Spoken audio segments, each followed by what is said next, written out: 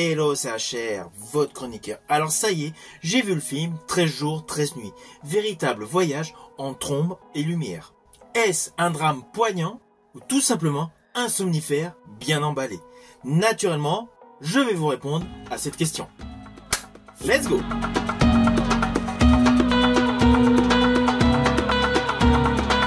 Alors tout d'abord, le côté technique de ce film. Il dure approximativement 2 heures. Il est attaché au registre de la guerre et il est réalisé par Martin Bourboulon, le réalisateur du diptyque Les Trois Mousquetaires et des Faits. Et il est porté par l'acteur Rochdy Zem. Alors je vous le dis tout de suite, la performance de Rochdy Zem est l'atout principal de ce film. Alors oui, c'est un acteur que j'apprécie.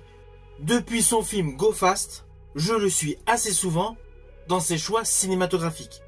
Et d'ailleurs, j'avais particulièrement aimé son film Elias. Mais bon, concentrons-nous sur son personnage de Mohamed dans ce film 13 jours, 13 nuits, qui a l'histoire suivante.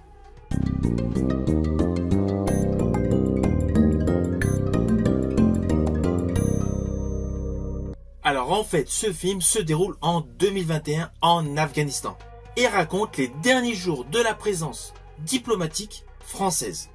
Le tout à Kaboul au moment où les talibans ont pris le pouvoir. Et on y suit justement le commandant Mohamed Bida, interprété par Rochdy Zem. Celui-ci est attaché à la sécurité intérieure de l'ambassade de France et il est surtout chargé d'organiser l'évacuation de ressortissants français et afghans. Afghans qui sont menacés d'avoir collaboré tout simplement avec la France. À ses côtés, il y a le personnage de Sofia, une diplomate française, interprétée par Lina Koudry, qui va lui servir d'interprète durant les échanges avec les responsables des talibans. Alors ne vous inquiétez pas, je n'irai pas plus loin sur les lignes scénaristiques de ce film. Je préfère, comme d'habitude, que vous le découvrez par vous-même.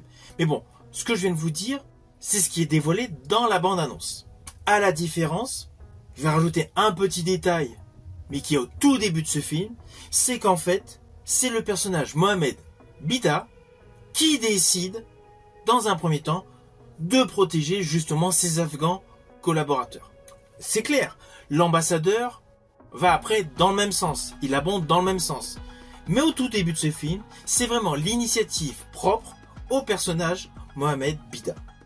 S'ensuit naturellement une tension avec des soldats français qui sont là pour protéger les ressortissants français qui s'estiment peu nombreux face à l'armée de talibans qui entoure toute l'ambassade, et avec une tension psychologique qui monte crescendo au fur et à mesure que les minutes, que les heures, que les jours s'égrènent. Alors pourquoi 13 jours, 13 nuits? Vous vous doutez, c'est que toute l'histoire du film se déroule sur 13 jours et 13 nuits. Néanmoins, ne vous attendez pas à un film à la sauce Alamo où les 13 jours et les 13 nuits se déroulent dans l'ambassade. Il y a pas mal de choses qui se passent. Et justement, c'est ça la grosse particularité de la réalisation de ce film, c'est qu'il y a un côté huis clos, il y a un côté international et il y a essentiellement un côté humanitaire qui se dégage pratiquement dans chaque séquence. Avec de surcroît une vision intimiste de ces Afghans qui se retrouvent persécutés par les talibans. Alors oui, vous vous doutez, il va y avoir un moment précis, l'appui de l'armée américaine. Mais en fait, c'est secondaire. On n'est pas dans les frappes militaires. On est vraiment sur le côté humanitaire de ce film, essentiellement orchestré par le personnage Mohamed Bida. Qui d'ailleurs, à un moment précis du film, fait référence au harki, pour recontextualiser la dimension humanitaire à avoir avec les gens qui ont collaboré tout simplement avec la France. Alors, dans tout le film, il y a plusieurs messages politiques, mais essentiellement des messages humanitaires. Alors perso, il y a une scène que j'ai particulièrement aimée, j'ai trouvé totalement anxiogène. Selon moi, c'est une des meilleures scènes du film. Cela se déroule avec un convoi de bus. Tout le ressenti de la peur de mourir semble vraiment apparaître sur tous les acteurs et actrices de ce film. Cette séquence, qui dure à peu près quand même une petite dizaine de minutes, je l'ai trouvée extrêmement bien tournée, mais surtout extrêmement bien interprétée.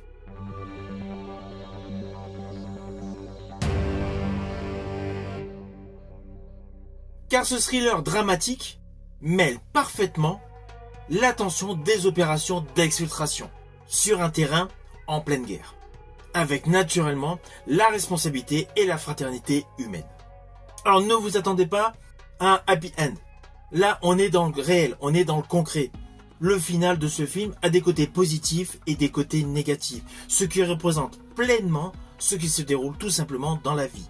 Pourquoi? Parce que tout simplement, ce film est le témoignage d'un fait réel.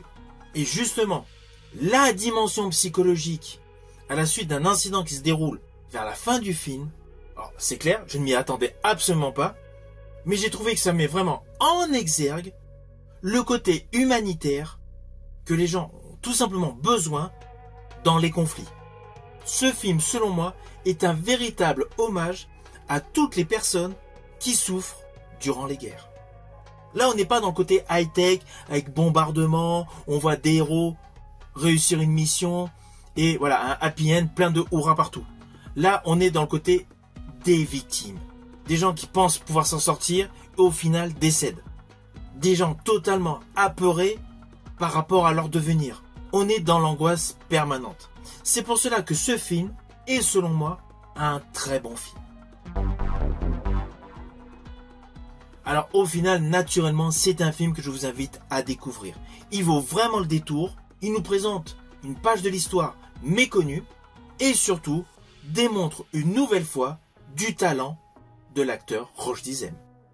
Si vous avez aimé ma vidéo, n'oubliez pas, petit pouce vers le haut, pensez au partage, mais surtout pensez à parler de ce film autour de vous. Il mérite vraiment d'être vu par le plus grand nombre d'entre vous. Je vous dis à bientôt pour une prochaine vidéo.